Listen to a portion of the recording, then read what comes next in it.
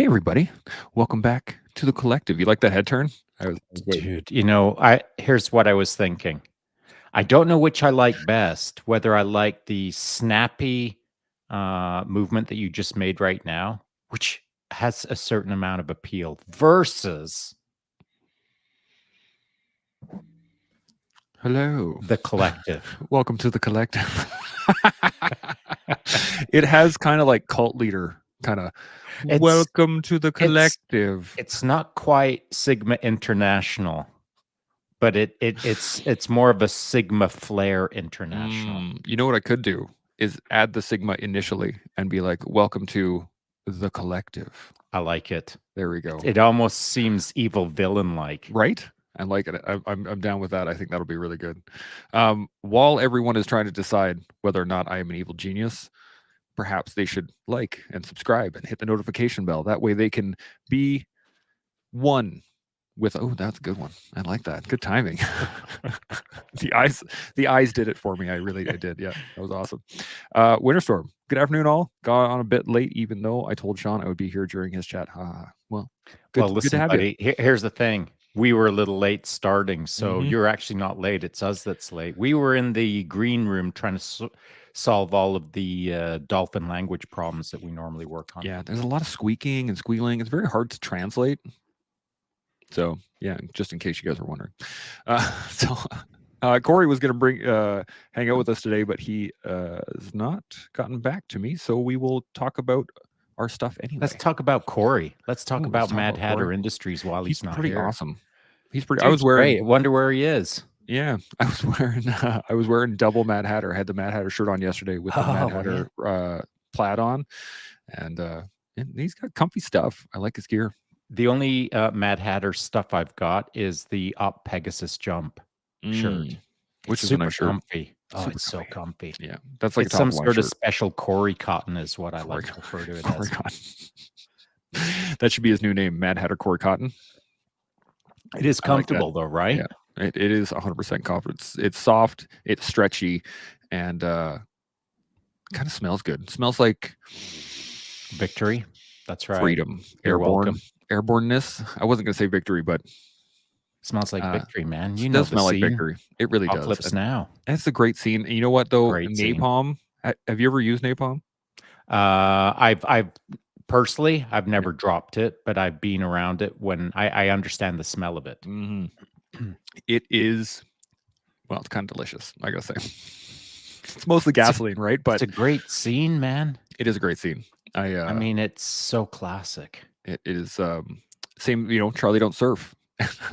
Charlie Don't Surf. I do love that spot of the movie. Actually, you know, the scene that is right next to that moment is Lance. You know, you can grab the board or you can grab your gear. Which one's it gonna be, you know? Are you in the fight or are you on the board? I'll take the board. Yeah. I do love the afterwards when they're flying around with the helicopters and the loudspeakers, like, bring back the board. It was a good board. We liked it. Yes, caring about your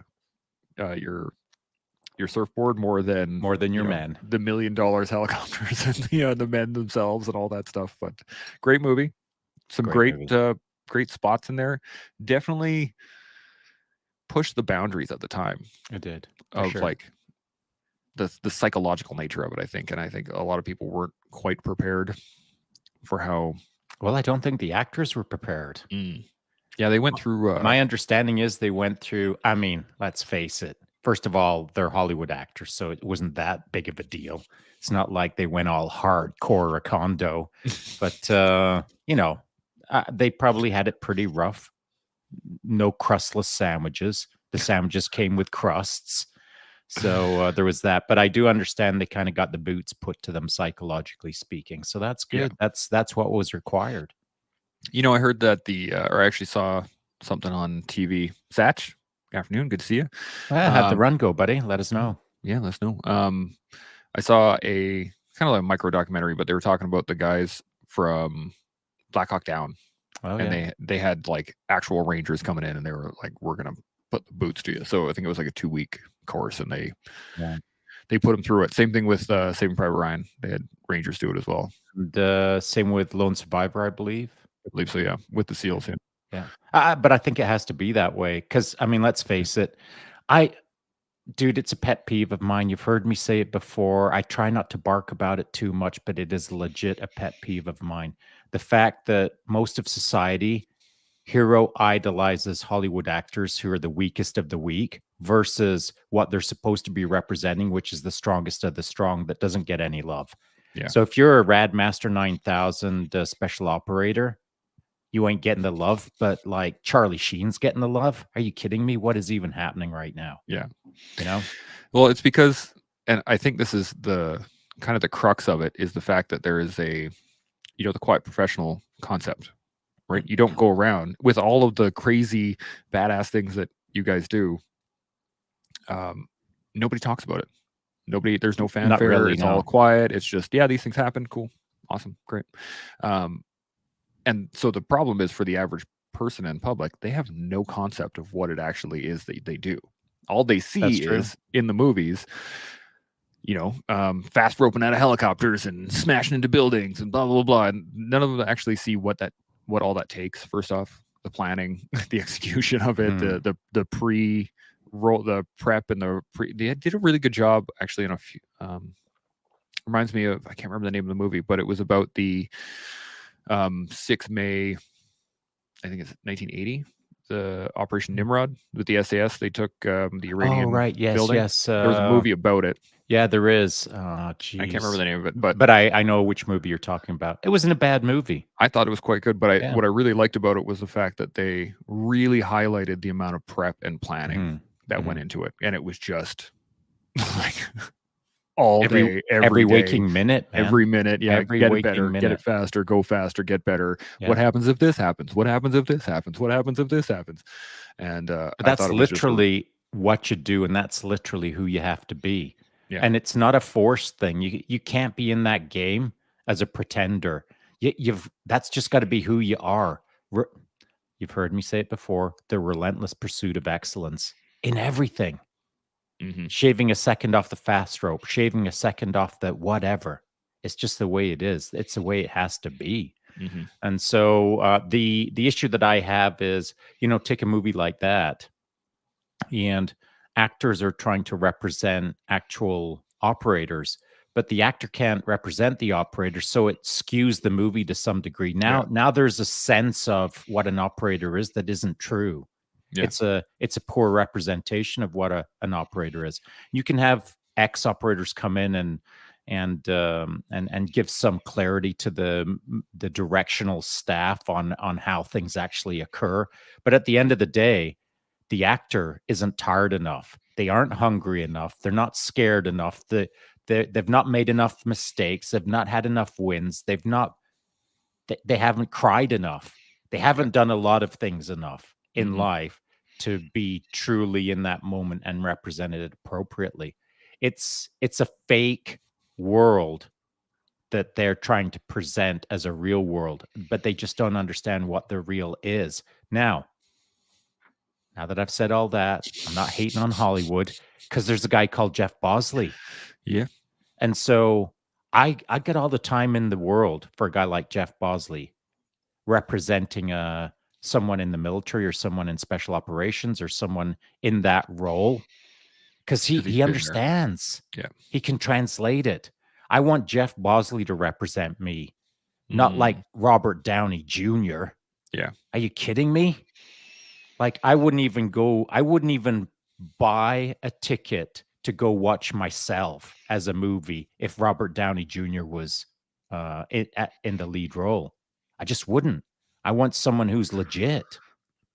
You know what? It's kind of funny is that a lot of the movies, especially military ones, especially special forces ones, they try to add a lot of emotion to a lot of the scenarios when there isn't a lot of emotion. There isn't, right? It's not the opposite. It's actually less emotion. So I think it's funny when they have actors come in who are like, "Oh yeah, we need to be able to feel the moment through the screen," but really it should be nothing. There should just be movement. But they're trying to act out King Lear you Yeah, know, exactly. from their London Broadway Yeah. show that they just finished the week before. A successful summer showing of King Lear. Straight over to acting like a special operator now. Are you Yeah. kidding me? You know who did a really good job? Chris Pratt and the Terminal List.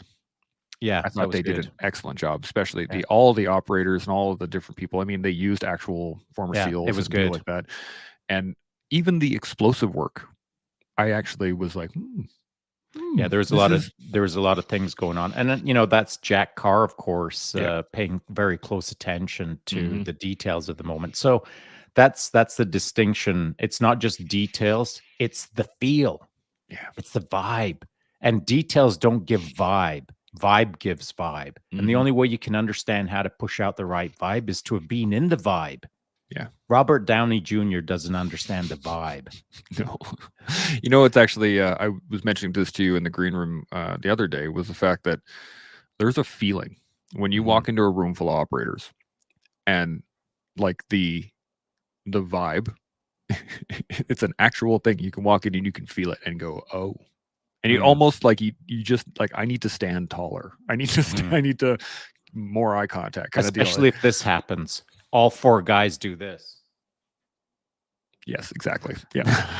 That's exactly it. It's like, it's what is it? Jurassic Park. It's like Mm, 4 velociraptors yeah, target exactly. locking on you. Yeah, you're like, oh, oh, oh, oh. Uh, This is I just gotta not gonna go the go. way I want it to. This and that's where you get the smile going like I was so confident before I'll, I'll see you before I guys walked later. in.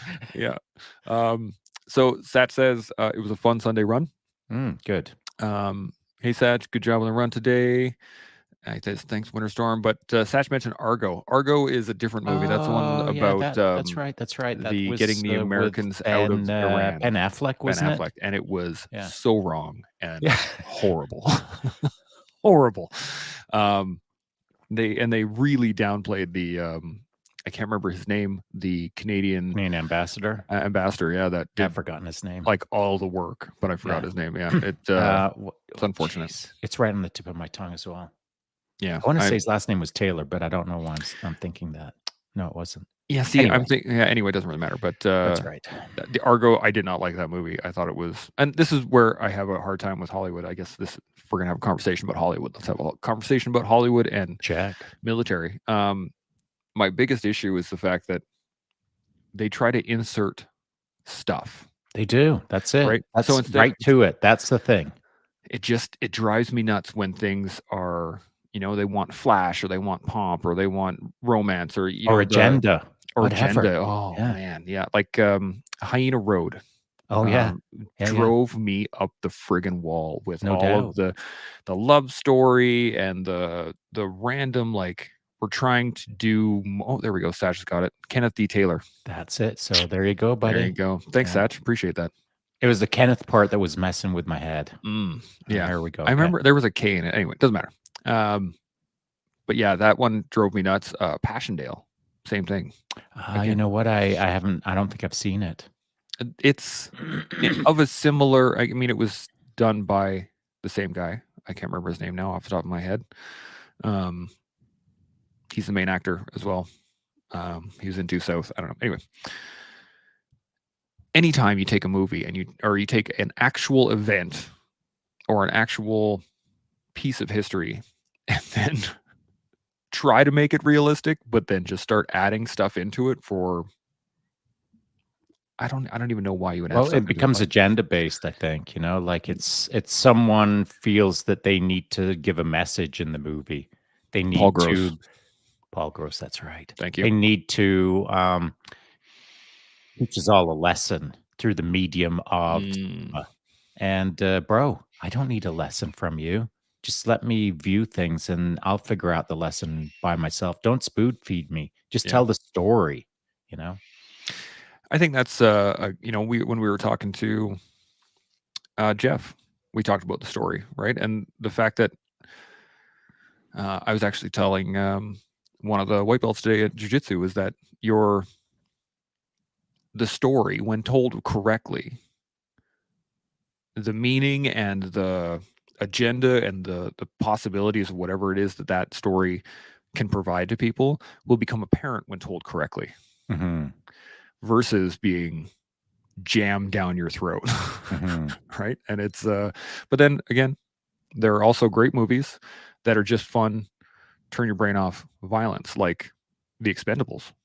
Oh Like, it yeah, was yeah, just fun, and it was violent, it was big explosions, and everything about it was unrealistic, but it was an 80s action movie made in made in 2020, right? yeah, yeah. So there's it really depends on if you want to do it. What's the story there, right? The story is, this is going to be fun. Sit down and watch The Expendables, versus I want to tell a story about I'm trying to think of a really bad one. A Bridge Too Far. No, correction, not A Bridge Too Far. The Gee, Bridge I Over the like River the Kwai. bridge. Okay. No, The Bridge Too also Far not a was bad excellent. movie, man. Yeah, but it did not happen that way in Yeah, any fair way. enough. Fair enough. Yeah, yeah, yeah. So that's my issue So with that's it, I it. That's guess. interesting. So you can have the actual close to the factual story, Mm-hmm. but told poorly, Oh or yeah, you that's can true. have a non-factual story told well. Yeah. So the Bridge Over the River Kwai still presents the spirit of the movie, has some lessons in it, even though it factually or historically it may not be correct. Mm-hmm. Whereas you could have a historically correct movie that you leave the movie theater thinking, well, now I know a lot of history, Yeah. but you don't go away with anything. And so I don't want the director in either of those instances to tell me what I need to think about the movie. I just need Yeah. them to present a movie that makes me think, if you Mm. follow me. Yeah. Yeah. It's any time we can accept the material on its basis, I think that's the key. Is that if you apply the methodology correctly, it'll be good by almost osmosis, if you know what I mean, right? Like, if the application of what it is you're trying to tell is applied correctly, then it should be good, at least. Well, there's lessons in. So, are you a Dungeons and Dragons nerd or? I am 100% a Dungeons and Okay, Dragons good. nerd. I figured you would be. In fact, I would have put money on it. I would have put some Quidditch cash on it or something. Yeah, I'm not a Harry Potter guy, but I am Well, a that is Dungeons and Dragons nerd. surprising. Yeah. So, I'm not a Dungeons and Dragons nerd. My boys have played it. Our youngest son is a bit more of a nerd in Dungeons and Dragons than our oldest. But I don't understand that world at all because I've never played the game. Hmm. However, last night we sat down and watched Dungeons and Dragons as a family, the new Like movie. the new one? Yeah, yeah, the new movie. And not for me, man. Like I just thought, meh, it was all right, but Yeah. meh, it's kind of like for kids, I think, more so than it is for a dude like me. But Mhm. whatever, it was casual entertainment and etc. So as I do, because the movie was slightly boring to me, I was looking for ways to gather something of value in the movie, and I couldn't really figure out what it was until about halfway through the movie. There's some character. Now, that's why I ask you if you're a nerd, because you might know who this dude is. So it's some guy. He's got his shiny armor on, and he's looking pretty tight. He's looking pretty squared away, very handsome, got a way about him, and he's charming and he's non-reactive. So, someone will say something dumb to him and he doesn't look at them disdainfully or doesn't look at them with pity. He just gives them a straight up answer, but not mean. He wisely and polishes out his sentences. Yep. He also kills a lot of people really Yep. well. And so I don't know what his deal is. He's like some sort of He's a paladin. paladin. That's what he is. That's precisely what he Yeah. is. And As soon as so he has shining armor, I'm like, oh, I don't know what his name is though, and apparently he's like he's a big deal because my boys were saying like the Dungeons and Dragons crowd love this guy because he's, I don't want to say he's the man, but he's got his way about him, right? Mm. And whatever a paladin represents in Dungeons and Dragons, I was thinking to myself, oh, that's who I want to be. That's exactly what I want to be. And that's so because that's exactly who you are. kind of is. I didn't know it at the time though, until I was, later into the movie. Yeah. So as I watched him, here's what I thought, buddy. And again, I didn't know what a paladin was. I didn't know how the movie was going to play out, etc.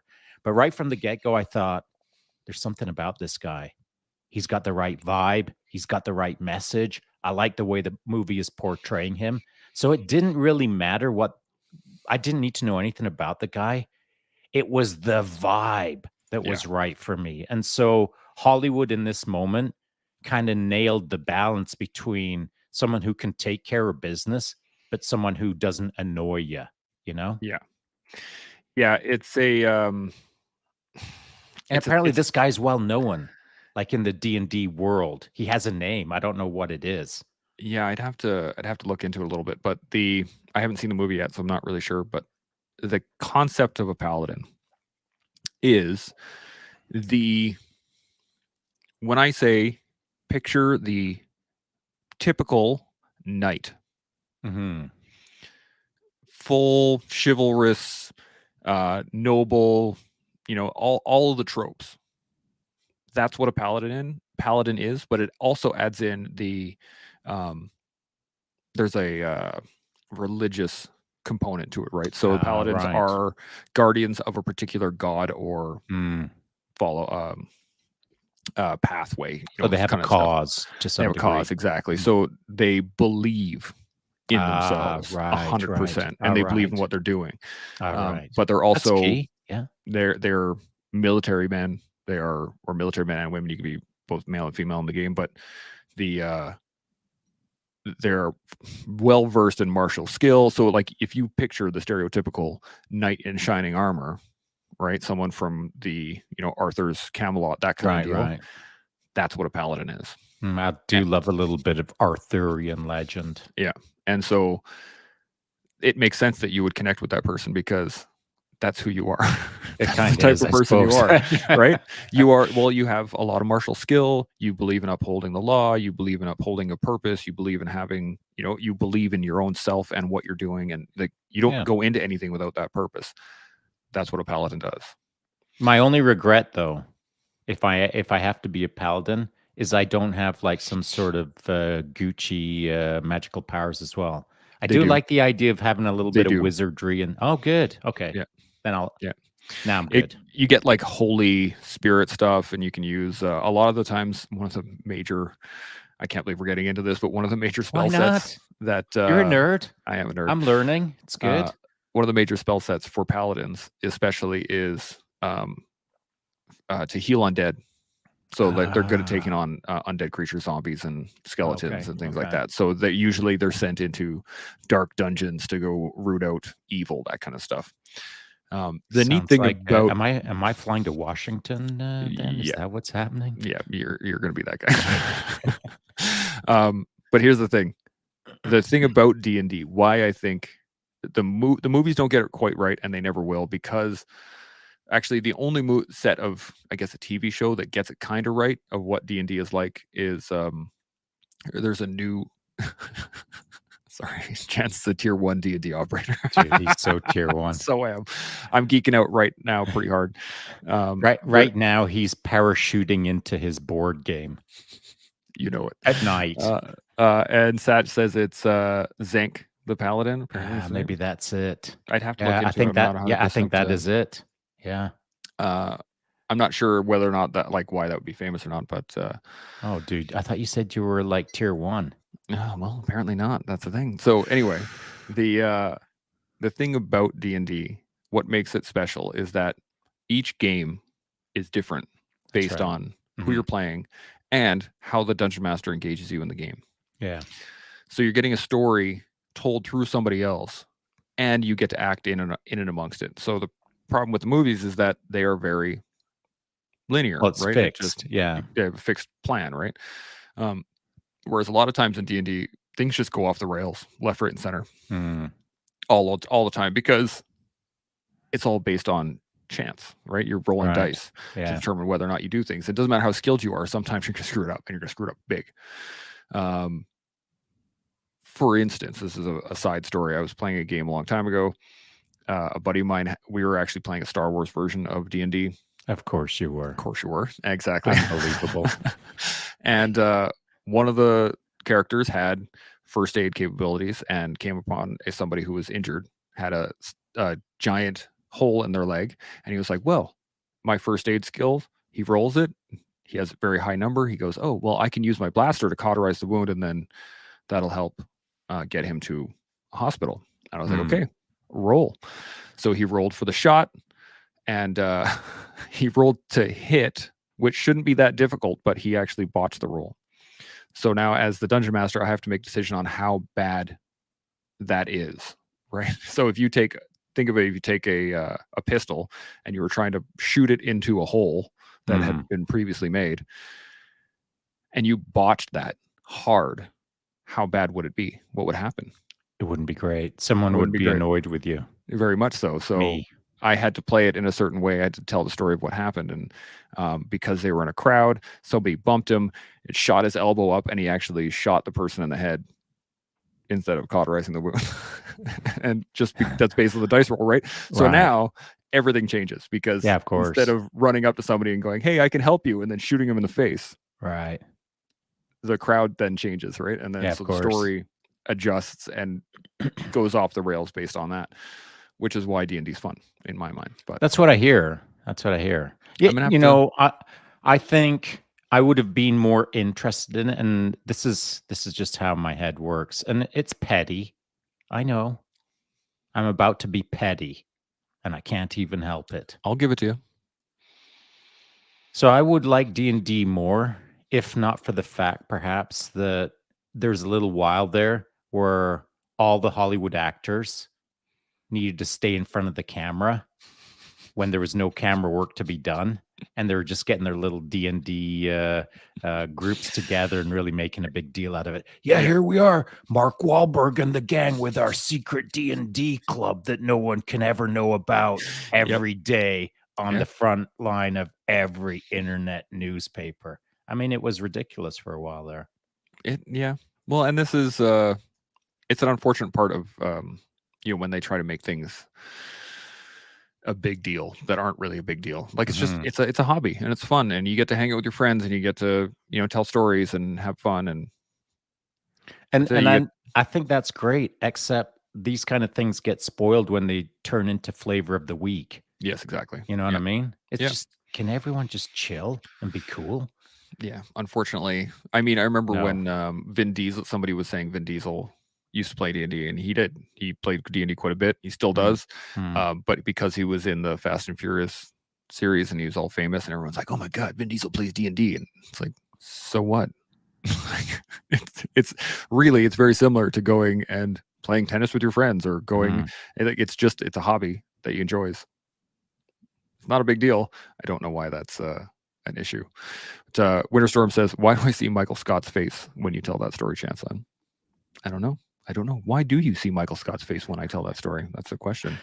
Vin Diesel, personally, I don't care for him. Yeah. I think he's a moron. Is that too hard? Okay, I think he's a knucklehead. Is that I don't too know hard? Him, so... I think he's a goof. Well, I don't know him either. I haven't shaken his hand, but I've seen enough of his work to know that I don't care for him. He plays a lot of goofs. The wrong vibe, man. He does, yeah. Just the wrong vibe. He tries to act like he's all hard, and I don't think he's that hard. So, man, that's just the vibe I get. You know who I really do like is Henry Cavill. Oh, yeah, I do like him a lot. And he is a super nerd. He is a super nerd. He plays Warhammer. He's got his own sets. I love it. He's just fantastic. But I thought he was great in The Witcher. He did excellent, yes. Yeah. Yeah. I don't know if you've read the books, but they're very good. The games are really good too. I've heard. And I think there's a shift happening in the last decade, maybe 2 decades, to where kind of the nerds are now in charge. You know I don't see it that way. And well, I just mean in terms of like, I think he's a rare bird in the way of nerds. He for sure is. But what I mean is, like, back in the day, the people that ran Hollywood, if you look at like movies from the 50s and 60s, the people that ran Hollywood were the people that came out of World War II. Right. And in the 80s and 90s, the people that ran Hollywood were the people that were raised by the people that came out of World War II. So you start to see, but had never actually seen anything themselves. And then you start to see, the rise of the 90s and 2000s. It's a lot of like jocks versus nerds versus, it's a lot of like cliquey stuff back and forth in movies. And now you see Marvel and DC and and Dungeons and Dragons, and a lot of the movies are stuff that nerds have wanted to watch for years because now they're the ones that are in charge of Hollywood. Well, And I think, it's not that they're in charge of Hollywood. That's still owned by gangsters. yeah, But I think that's a good point. the idea is more correctly that um, these kind of movie roles, the where the nerd is key to the entire existence of the fate of humanity. Yeah. That's because that sells tickets. That's true. That's a good point. And so if you're a nerd thinking that nerds should rule the planet, you're going to go watch the nerd movie. That's just That's the way true. it is. And that's just marketing, man. That's got nothing to do with some sort of positive direction that the species is taking. That's straight up the dollar. I didn't say it was positive. Yeah, no, I'm saying that for everyone else. Okay. Winterstorm says Henry Cavill knows what he likes, is passionate about it, and doesn't ask permission to be in it. I think that's key right there. Actually, you know what I Hey. think is key is Henry Cavill was all of that before he became famous, before he became anything. Yeah. Like he was already kind of cool anyway before he Yeah. became cool. So that's what I like actors who are legit. So Yeah. you take Keanu Reeves as an example. I like Keanu Reeves because he's Yeah. earned his way. Yeah. He works like a dog. If he's throwing someone with a judo throw, it's because he's sweat, blood, and teared his way to that judo throw.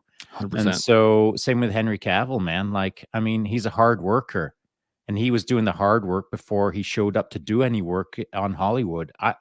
I think people who are well developed before they decide now I have to develop a fake persona, they're cool people. Yeah. Looks like Corey's here, brother. Buddy. How's Hey. it going? Can you hear us Sorry all right? about the delay. Hey, Can you all guys good, hear dude. me?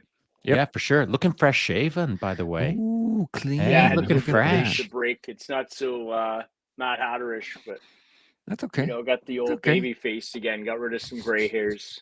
Dude, you're How looking y'all doing? fresh. Mhm. Thank you. I do like the stubble look though. The stubbly look, definitely better. Beard will be back Winterstorm? in 24 hours.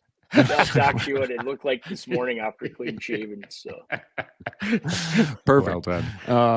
Winterstorm says, "Welcome, Corey. Good to have you with us, brother. We are we're actually talking about Hollywood and how when they do it right, when they do it wrong, military wise versus non-military wise. Then we got caught up on Dungeons and Dragons. So, are you a D&D guy or no? funny enough, I think I played it for like 3 months, and I had no idea what I was doing through the first 3 months of it. But Nina DiGiulio, who runs Ruck to Remember, Mhm. got a group of us involved, and it was actually quite a bit of fun. And yeah, it's I think it's good for kids' development. I thought Stranger Things did a really good ode to it with the Hellfire Club. I love Mm. the art and like just embracing the unique creative side of things. In school, I was like probably would have been associated with the kids that would have been in that club. I ran a newspaper club, so pretty nerdy. Attaboy. Spelling bee champ. Nerderific. Yeah, the competitive sport is spelling bee and rugby. So Yeah, Dude, the Yeah. dichotomy of Corey. I like it, man. This is the thing when you get hard chargers that are also nerds. That's Yeah. fantastic. That's It always is. good to have. it was one and- of those things in Blackwater. They said, say something interesting about yourself that nobody would know. And that spelling bee thing was probably a mistake, but I never, like the Totally a whole mistake. company knew about me after that.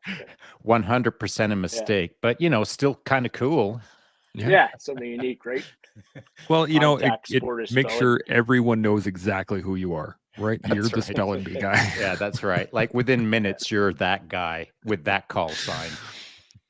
Then you can lean into it, right? And then you just ask people to spell really hard words, and be like, "What? I Yeah. don't know how to do that." You're And good to go. the irony is I could probably spell half of what I used to be able to spell back in the day, but you embrace your uniqueness. Yeah. I Well, enjoyed it. I agree. That's the way it should be. it should be, and I think that's kind of what Winterstorm was getting at when he said Henry Cavill knows what he likes, is passionate about it, and doesn't ask permission to be into it. I think that's the key point. Is it doesn't matter what anybody else thinks about it. Like if Yeah. you're into it, be into it, man. Have fun with it. Just get engaged and dive in. I ain't got no problem with people doing D&D. I ain't got no problem with people getting into motorcycles or getting into jiu-jitsu or getting into, like, if you want to dive in, dive in. You know how we do it though? We don't go all just toe in the water. It's full into anything we do. It's just head first, and then the toes going last. Yeah, you got to commit. I think this is actually a point to what you were talking about earlier, Shaun, is the fact that one of the great things about D&D, and Corey brought this up, is the fact that it forces you to engage your imagination throughout the whole thing.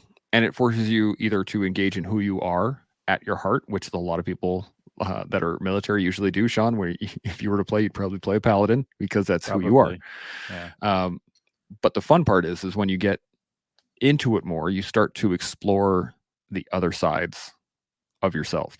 So you get to play evil characters, or you get to play at one point, I think I played a character who was a slaver, and I was wandering around looking for slaves. I had my own slaves in the game, that kind of stuff. And so you get to explore different sides of your own psyche and how you would engage that problem from the angle that you're sitting in, rather than what you would always do, that same pattern of, I'm going to protect the innocent, and I'm going to protect the weak, and I'm going to do all the good things for the good reasons. And yeah, sometimes you got to see what it's like on the other side. That's what I like about D&D, at least in my mind. That is an interesting opportunity to, and not just to learn a little bit more about yourself in a role that you feel uncomfortable in, but observe others in roles that they feel uncomfortable in. Yeah. That's kind of interesting. I think maybe one of the greatest strengths of D&D, though I've never played a game, I've sat and watched a game or two, at least with my boys, and that's the simple art of storytelling, man. Yeah. How can you communicate if you can't communicate? Right. And so there are stories that we all know, but then there are stories that are told that we all know, that were told in a way that we'll never forget. Mm-hmm. So story A and story B's relevance can be determined by the storyteller based on how to deliver it to the listener. Yeah. And, that's the key part about being a dungeon master, is that you got to be able to tell a story, and you got to be able to tell it on the fly too. Like there's a lot of D&D guys out there that they'll write out pages and pages and pages of storyline as to, if this happens, then this, if this happens, then this. And it kind of becomes a choose your own adventure book from back in the day. But even then you can kind of railroad yourself into 4 or 5 kind of choices.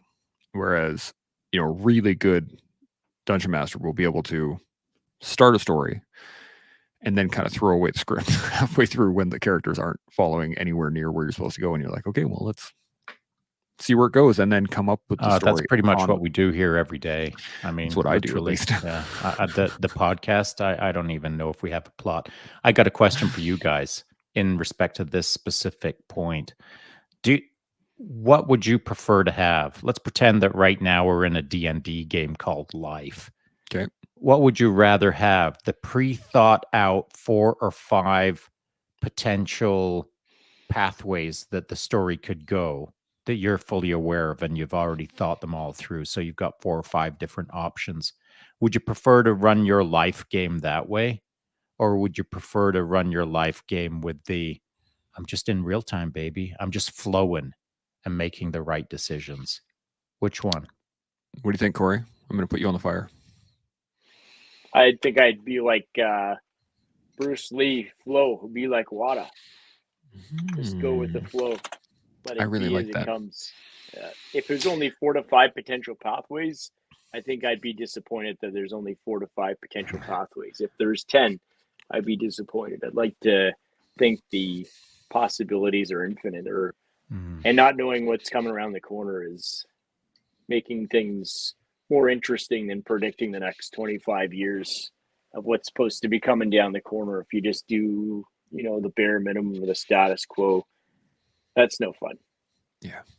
Got to roll with the punches. I agree with you. I'm in the, I would rather just see what happens, flow in the moment. And, but here's the question then. What's the number, right? If there's an infinite number of choices, sure, great. That's, it's an easy mind thing. But what is the number? If there's 10 pathways, what if there's 100? What if there's 10,000? What if there's 15,000? What if there's 200,000? Those are a lot of pathways you could take, and some of them are pre-planned. Like they're pre-planned, sure, but are you going to be able to hit all 200,000 of those in your lifetime? Probably not. You can only hit one at a time, and only with one step ahead of the other. So and like depends on how things certain go. people, you put half of the population into Costco, and it's overwhelming. Yeah. I'm making up numbers. Who knows? Who knows how many people are overwhelmed by Costco? Put 100 people in the Costco, it's overwhelming. That's why we don't go Right. on Saturdays. That's Yeah. right. That's right. So, Yeah. the idea being that some people are overwhelmed by choices and Mhm. some aren't. And what is the magic number? I'd like to do it this way rather than what's the number that a person could put up with, like could tolerate. Like, I think I can manage 150 choices. I think I'll be able to take that on as manageable. Rather than thinking about what's the max options you can juggle, it's simply this: what is the right only choice that I'm going to focus on? You know what I mean? And like that. so like people get overwhelmed by all of the choices, and none of them are the right choices for that person because they'll never ever be able to tease out the one choice that they can focus on now. Doesn't mean that it was the right choice. It's just a choice. Mhm. And it's a choice that they'll refine over time. They'll recalibrate it until 10 days later, they're actually working on the choice that they didn't choose that was freely available to them right next to their nose, but they took this one instead. And so, I think that there is a certain amount of options that can be overwhelming for a certain amount of people. I think for a vast majority of people, actually. Mhm. There's a comic I saw on Instagram at one point that was really good, and it was talking about veterans being depressed and being in a rough spot, and had the main character, I guess, of the comic kind of sitting on his face in hand, sitting on the bed, not knowing what to do, and one of his friends comes over and he goes, "Well, I know what you can do the next right thing." And the other guy's like, "What do you mean the next right thing?" He's like, "Well, in this moment, what is the first right thing you can do right now?" "I can get out of bed, do it." "Okay, now what?" "Well, I guess I could. What's the right thing to do in this situation?" "According to you, obviously, but let's make my bed." "Okay, you've made your bed. Now what's the next right thing you can do?" "I should probably eat something." "Okay, go eat something." And just if you're only focused on that next right thing, you can do a lot without even realizing that you're doing a lot. And to your point is that if you have a million things in your head, like, well, I need to do this and this and this and this and this and this and this and this and this and this and this, you're never going to actually do anything. But if you're focused on the one right thing to do right now, and you just do that, then at least you get one thing done. That's And another. true. Except there's people, we'll call them veterans or not, it doesn't matter. There's people out there that don't even know what their next thing is. I mean, they just don't have the clarity to work through the muddle that they've got in front of them, the foggy, muddy paths forward that they can't tease out. What should I be doing right now? What is it that's going to get me out of this swamp that I'm in right now? They can't see that next step. If they can see the next step, they're not in the trouble. But the trouble is caused by not knowing the next step. At that point, I think you got to go look for a dungeon master, because I don't know what dungeon masters do. I don't even know if they get to play the game or if they just get to run the game. And I'm not saying that if you're reaching out to a dungeon master, it's because you want them to run your game. I don't see it that way. You reach out to a dungeon master to get guidance, to get shape of the path, the direction that it should be generally going. So I think, go find yourself a dungeon master in this case. I like that. I like that a lot, actually. And the dungeon master controls the game, but he does so by playing all the other characters.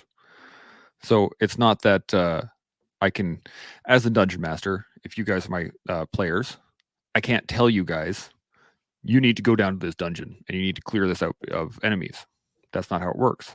I have non-player characters, of NPCs, that I have to interact with you, and you have to interact with them in order to gain information from them.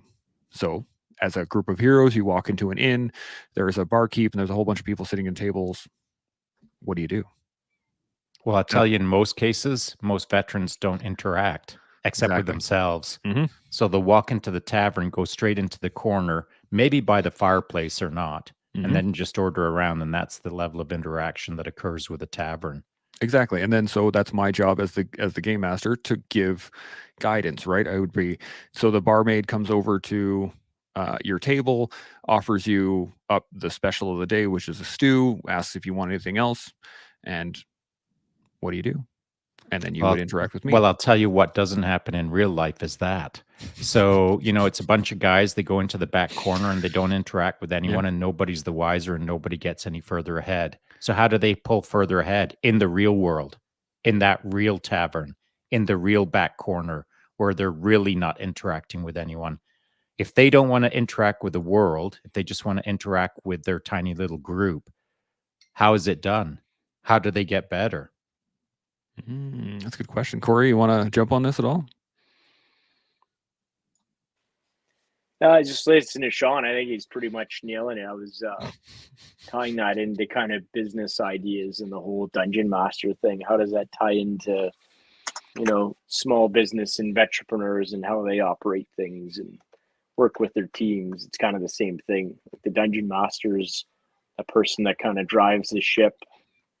Everyone puts inputs in, but it's the dungeon master that has the answers to what lies ahead next and the kind of the overall plan. Yeah. I was also thinking of the general shape of the campaign or the D&D story or whatever. I don't think the dungeon master is working the hardest. They're just their job is just to see the inputs and that's right. outputs. Is to see the game. They ain't doing the game. They're seeing the game. It's for the heroes to play the game. 100%. It's for Mad Hatter to play the game. It's for Big Bird to play the game. It's for Shaun to play the game. But whoever our dungeon master is, I'd like to meet him or her because I got a few questions. Whoever's running our game, well, it's for us to play within the guidance of that dungeon master. But that doesn't that doesn't strip away our agency. We still have full ability to choose any direction that we want. We have full agency. But I think where things fall apart a little bit for that crew of veterans tucked away in the back tavern corner, not interacting with anyone, they might know they've got agency, but they only see the agency within their little group. They don't see the full agency that they have in the totality of the world, the fullness of the world. And so they'll comfortably sit in the back corner and interact with each other, but they won't comfortably stand up and interact with the tavern because they don't need to, because the dungeon master hasn't asked them to go find out where the secret key is by talking to the scrubby in the other corner or whatever. Yeah. And see, the funny thing is, as a dungeon master, how I get characters to interact with each other, especially player characters versus to interact with non-player characters, is I use the ambience within the game.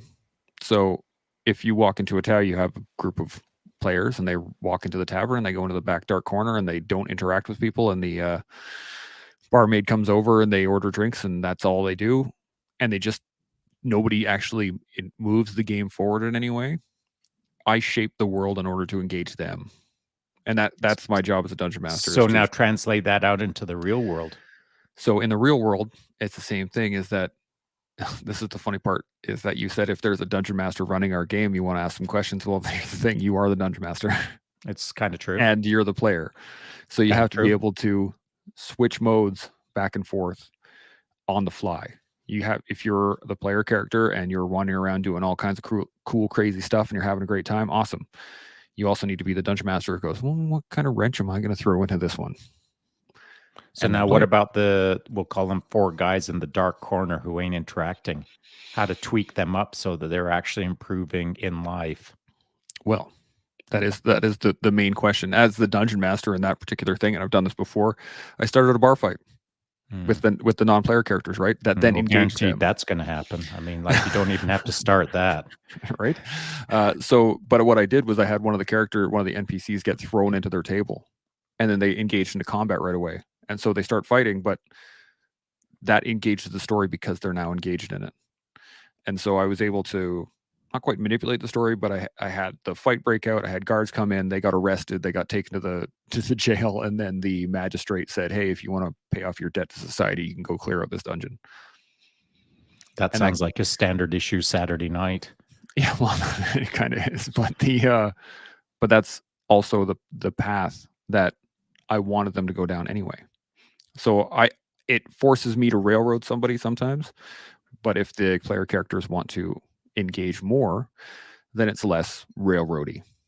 Oh, speaking of railroad, because I'm going to take us in a completely different direction, if you don't mind. This is D&D, man. Giver. That's right. Well, railroading. So if you want to get someone to pay attention to what's going on in the world, you railroad someone. Mm-hmm. And now all eyes are on the railroading. Now, I'm not suggesting that's a good strategy. I don't want to go railroad someone just for laughs. But if someone gets railroaded, well, they surely get all eyes turned their way because it's the drama. Yeah. It's the story. It doesn't matter who the good guy is or the bad guy is. It's the drama that gets all the eyeballs on the moment. And so here's what I'm just thinking out loud. I'm curious as to what you guys, what your opinion is.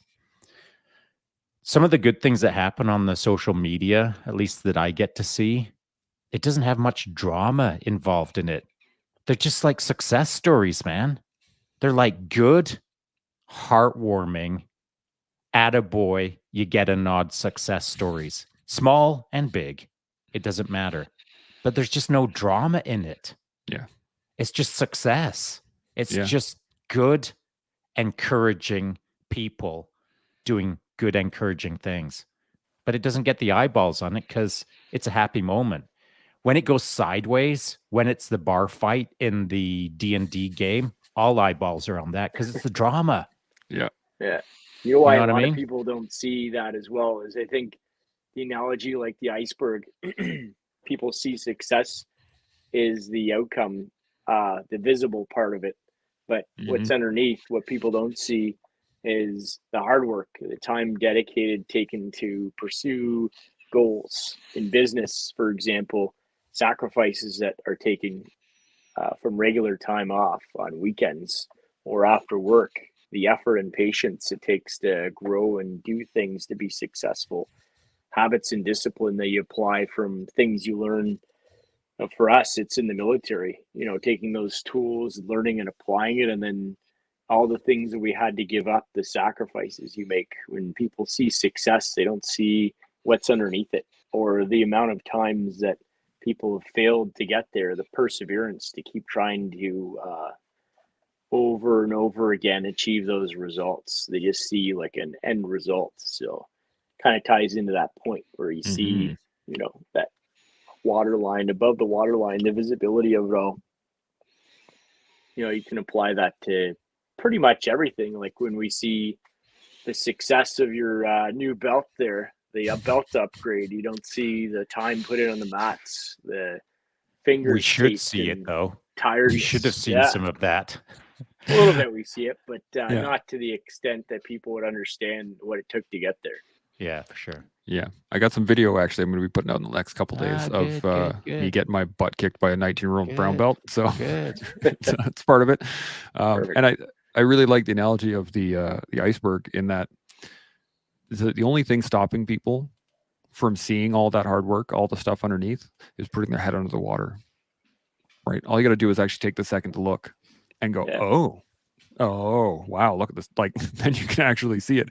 But nobody wants to put their head under the water because they're scared of the dark or they're scared of some big birds do, like ostriches. Whatever. They put their head in, well, they don't have their head in the sand, but you know what I mean. I know what you mean.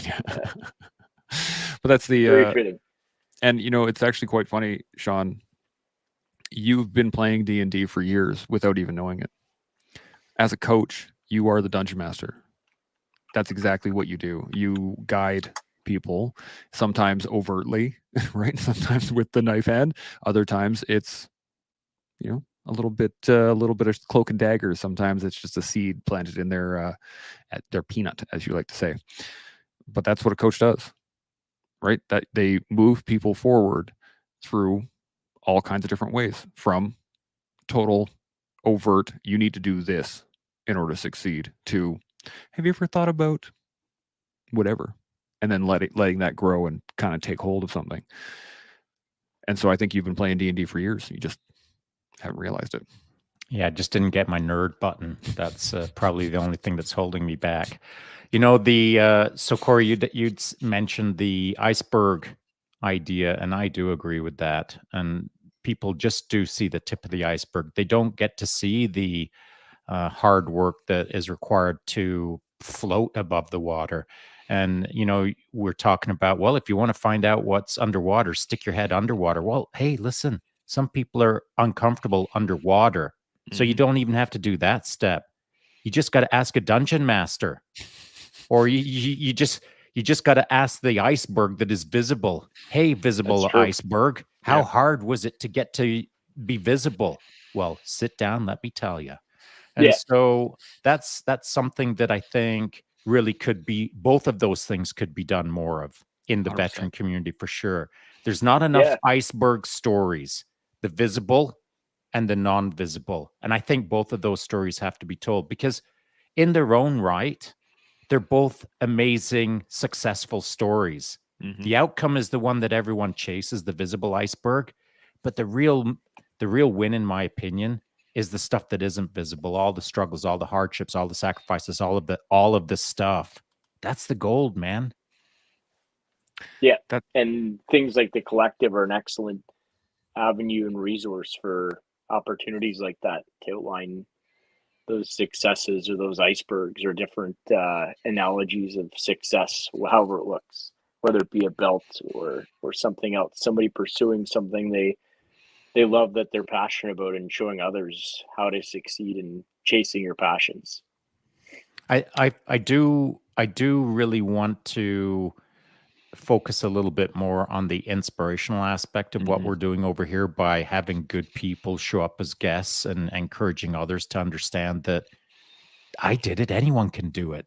And so I it's almost a missing piece in the fabric of our veteran community right now. I'm sure there's other places that they're telling all kinds of great stories about veterans. I just haven't bumped into them. And I think that we need more inspiring people to tell simple stories that are inspiring. It doesn't have to be about you're going on the next mission to Mars. In fact, that's a boring story. I could tell that story. It's called fantasy. I just want to hear about the factual hard work that good, solid Canadians do that inspire me, that I want to hear, I've yet to hear, that will help me move forward. Here's a thought. I wonder if we're seeking too high, if you know what I mean. So not us as a whole, but I mean like veterans as a community. We look to the pinnacle. We look to the apex. We look to the top of Mount Everest as we need to reach here in order to be successful. I need to be tier 1, or I need to hear from tier 1, or I need to hear from Green Berets, or I need to, like, there's this concept of, because this person has reached the pinnacle in this particular profession, they know the path, and they know part of the path. They know a piece of the path that got them to the apex of that particular job set. But I think what we don't recognize is all of the hard work that takes a lot of people just to do what they do on a regular basis, right? There are people that have been down the slopes of addiction and come back out and live in a normal everyday life, that didn't, deal with addiction, then come back up and then became a tier 1 operator or a Hollywood star or whatever. They did the work, they got back to where they were, and they're like, okay, thank God, I can move forward again. They're my favorite stories. Yeah. They really are. I mean, I think it's great to have some of the guests that we've had on are such high achievers. It's great for other humans to understand that humans can do that.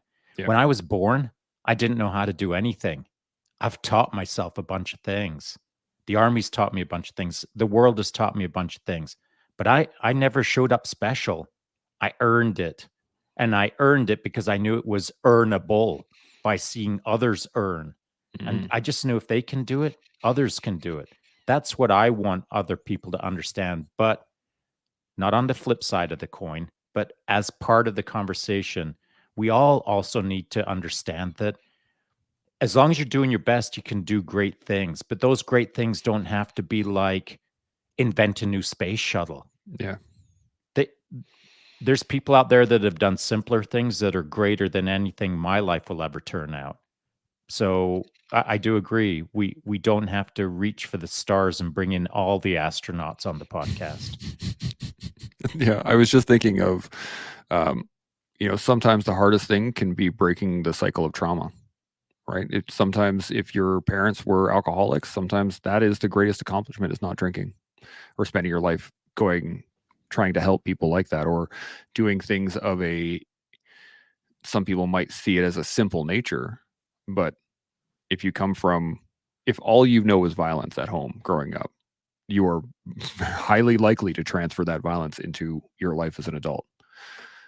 And to break that cycle, that's a huge accomplishment. That is a massive bonus for humanity as a whole. Well, it is a success story as long as the person can tell the story. Yes. So being a storyteller, as we started off, exactly, is if you want to be the dungeon master, you got to be able to tell a good story. Yeah. And so you could have the best story in the world, but unless you can translate that out to the table that is sitting there listening, the story doesn't exist. It's a non-story. And so the right person with the right story at the right time is going to make the right difference. Fortunately, Chance Burles gets to solve all of that, not Sean Taylor. I get to be the storyteller. I can be the GM. You get to book the geniuses like Corey. So that's the plan. That's what I got. Corey, we're just over an hour now. You got any final thoughts on what we went over today so far? Well, I kind of just cut in near the end, so sorry for missing the beginning. But it's all good. Just to recap, it's good to touch bases with y'all, and well, it's busy. I don't know when I'll see you next, but we were talking earlier last week, Chance, and you understand the sacrifices it takes to balance everything, including sanity. I don't know about the sanity part, if that's really ever done properly, but talking about business and ideas, and I guess I'll offer to anybody that's listening, we're always very approachable. I'm sure you all say that all the time, but I don't get a chance to jump on here very often. So, they can always reach out, anybody interested about how we got started or who it is and what we do. You can check us online at Mad Hatter Industries, and really Instagram is probably our biggest source of in continuous information and our mission and where we're going to be. But it's definitely scheduling up to be a pretty big season. We keep growing every year, and this is our biggest year yet. So we're pretty excited and just trying to stay healthy and safe and on mission and on task. So things are going well. Good. I like it. I'm excited with all the stuff you got going on this summer. It kind of blows me away that you're even sane right now. So good on you, brother. I might even be in Edmonton for a month. So there's a good chance we'll run into each other. See this thing right here? I got a bed right here. It's got your name on it. I'm not sure that's going to improve your sanity any, so we'll leave that for another podcast. Sean, any final thoughts? Anything on the top of your head? I do. And not to put too fine of a point on Corey showing up a little bit late. Not his fault, obviously. I just wish you would have shown up at the start, and here's why. Because I love listening to what you got to say, bro. You bring good stuff. So we do need to see you over here a little more frequently. I know that you're busy. We're all busy. I appreciate the invite. Do you know who appreciates you showing up? The rest of the freaking internet. I like it. Chance likes it. But the internet needs a little bit more Corey time. Not a lot. Does love you, but a bit more. And so, thanks for coming over briefly. Let's do it again soon. And I do want to say this before I hop out on a non-the-collective.ca tangent, just from a Sean tangent. Let's connect here in the near future. Sounds good, brother. Appreciate it. Chat soon. For sure. And get out there. Tell your story. That's a big one. Tell your story. Not just you, but the world. I think more of us could do better with understanding each other by understanding the story. So if you don't know how to tell your story, start playing D&D. It'll help you learn. That's the way to do it. And you can learn how to play. You can build yourself characters, and then you can grow as a human being with us every day here on The Collective. We'll see y'all tomorrow. Cheer out. Chimo.